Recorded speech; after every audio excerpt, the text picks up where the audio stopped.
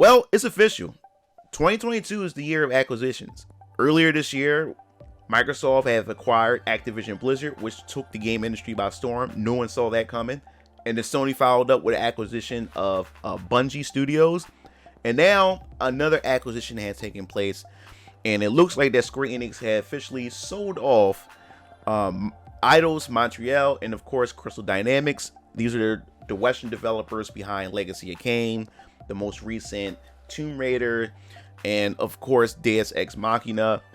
And it looks like that Square Enix is just finally done with them. So what does that mean? And we're going to dive into the article that I wanted to just go over with you guys, and I want to just give you my overall thoughts about this acquisition. So let us move on. This is just crazy. I don't know what to say, man. So from Game Informer, it says Square Enix sells Crystal Dynamics, Eidos, Montreal, and more, including Tomb Raider IP, to Embracer Group. And now that's the company that had acquired these studios, Embracer Group. Now, Embracer Group has entered into agreement to acquire Crystal Dynamics, Eidos Montreal, and Square Enix Montreal from Square Enix alongside a catalog of intellectual properties that includes Tomb Raider, Deus Ex, Thief, and more than 50 others too.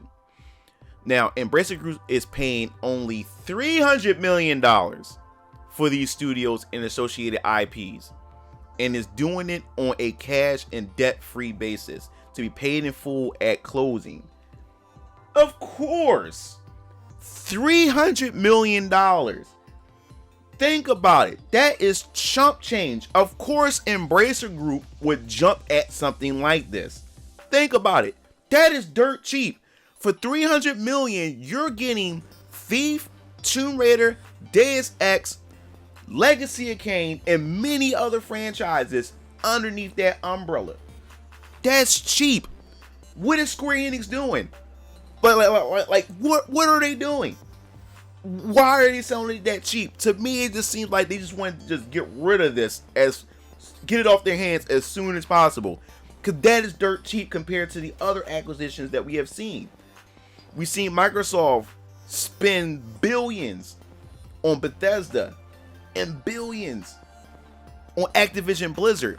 And you see Sony spent billions on Bungie Studios. But this $300 million, that's crazy, man. That is crazy.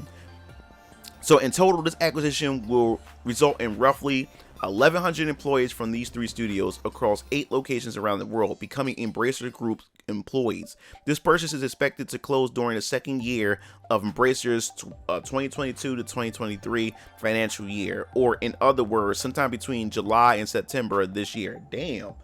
Yeah, they getting right into this, aren't they? So here's a quote from Embracer Group, and then we're going to continue on with this. We are thrilled, I bet you guys are thrilled, to welcome these studios into the Embracer Group. Embracer Group co-founder and group CEO Lars Wingfords writes in a release, "We recognize the fantastic IP. I know you guys recognize the IP. That's why you guys jumped at this. World-class creative talent and track record of excellence that have been demonstrated time and time again over the past decade. It has been a great pleasure meeting with leadership teams and discussing future plans for how they can realize their ambitions and become a great part of Embracer." And that's the thing. It just seemed like Square Enix had these companies, and these are Western developers on top of that, and just didn't know what to do with them. And I'll go farther into that after this article. Square Enix of America and Europe CEO Phil Rogers writes in the release that Embracer is the best kept secret in gaming, and that's a massive decentralization collection of entrepreneurs whom we are thrilled to become part of today. He calls Embracer Group the perfect fit for Square Enix America and Europe's ambition, which is to make high quality games with great people, sustainably, and grow our existing franchises to their best versions. Since Embracer is acquiring not just Crystal Dynamics but the Tomb Raider IP as well, it sounds like the next Tomb Raider game, which was announced just a few weeks ago as a title that will be developed completely in Unreal Engine 5, will be an Embracer's title. As for why Square Enix decided to sell these studios to begin with, which includes the studios behind Marvel's Avengers, good God, and Marvel's Guardians of the Galaxy, Square Enix cites Here we go. We gonna find out why they got rid of these companies. Square Enix cites that adapting to the changes underway in the global business environment and the rise, that's right guys, blockchain technology, cloud gaming, and artificial intelligence, and its own investment in each. This is seem like the hill that these dudes want to die on. Blockchain, NFTs. They're really going to die on this hill. They really want to die up this hill. So they sold this company for $300 million so they can focus on blockchain technology, cloud gaming, artificial intelligence. That's what they want to focus on. Now, artificial intelligence, that's one thing. You can do a lot with that. But blockchain technology, though. Blockchain technology. And then, of course, cloud gaming. Now, I'm not too crazy about cloud gaming. It's still in this infant process right now. It's still taking baby steps in order for it to be perfected. But we already know what they have done with the Kingdom Hearts on the Nintendo Switch with cloud. And it's just horrible. So that's not a plus for them at all. But I digress. The transaction will assist the company in adapting to the changes underway in the global business environment by establishing a more efficient allocation of resources, which will enhance corporate value by accelerating growth in the company's core businesses in the digital entertainment domain. Square Enix writes in its own release. In addition, the transaction enables the launch of new business by moving forward with the investment in fields such as blockchain, AI, and cloud. Reading a bit in between the lines, Square Enix has made it clear that it has been less than impressed with its Western studio output at times, calling Crystal Dynamics developed Marvel Avengers a disappointment back in November. That was a heap of garbage. And stating that Eidos Montreal Marvel's Guardian of the Galaxy undershot its initial expectations despite strong reviews. Moving forward, Square Enix says that its studios in Japan, Square Enix external studios, and the Square Enix Collective will continue to make games, and the company will continue to publish franchises such as Just Cause, Outriders, and Life is Strange. Don't know why. Anyway, after this transaction closes later this year, Embracer Group says the US will be its #1 country by number of game developers, with Canada in second place for it. In total, post-pending closing, Embracer will have more than 14,000 employees, 10,000 engaged game developers, and 124 internal studios. The release reads.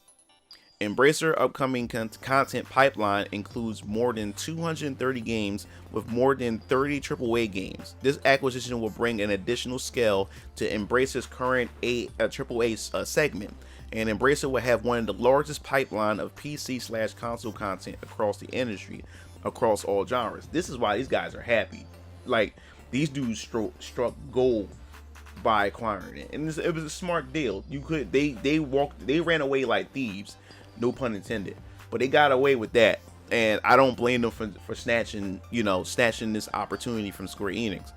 The company says it believes there will be an increasing strong demand for high quality content, including AAA single player games, over the next decade, and this transaction will help meet that demand.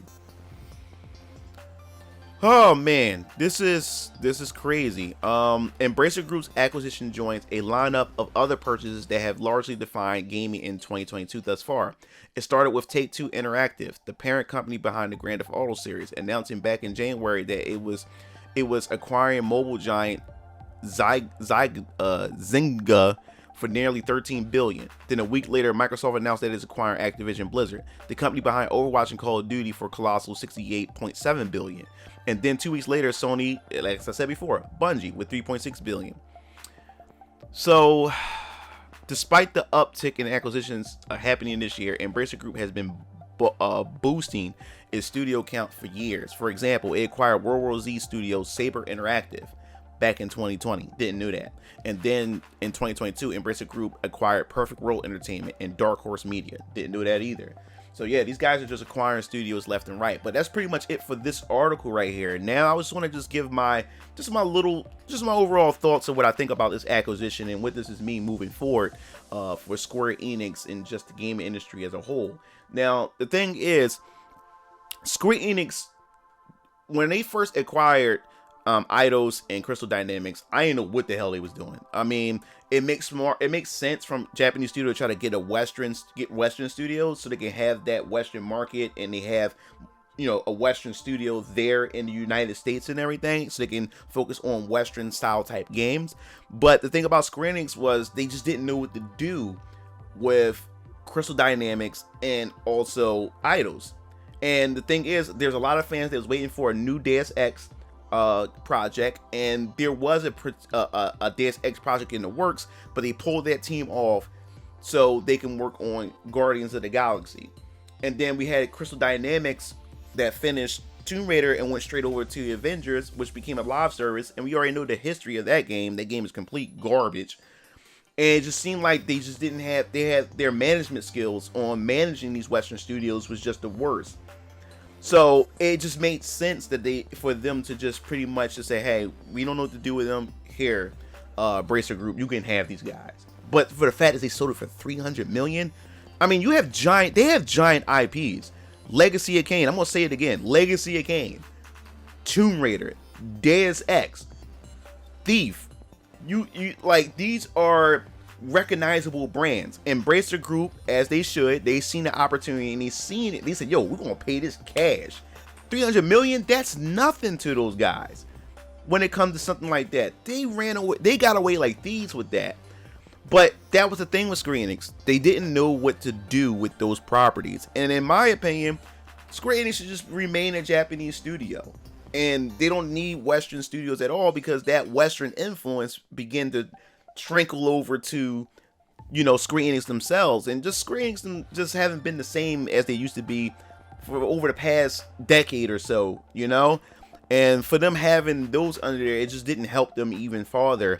But it seems like that Square Enix is just lost. It's like they're just chasing after trends, or they're chasing after whatever the Western markets are chasing after, instead of just being their own Japanese, unique studio. And the fact is that they sold it for $300 million so they can focus on blockchain. And I don't know why developers, especially Square Enix, why they're focusing on this. Why are they focusing on blockchain technology? It does not make any sense. Gamers do not want blockchains. They don't want NFTs. They don't want anything that's related to that. That's something that we just don't want.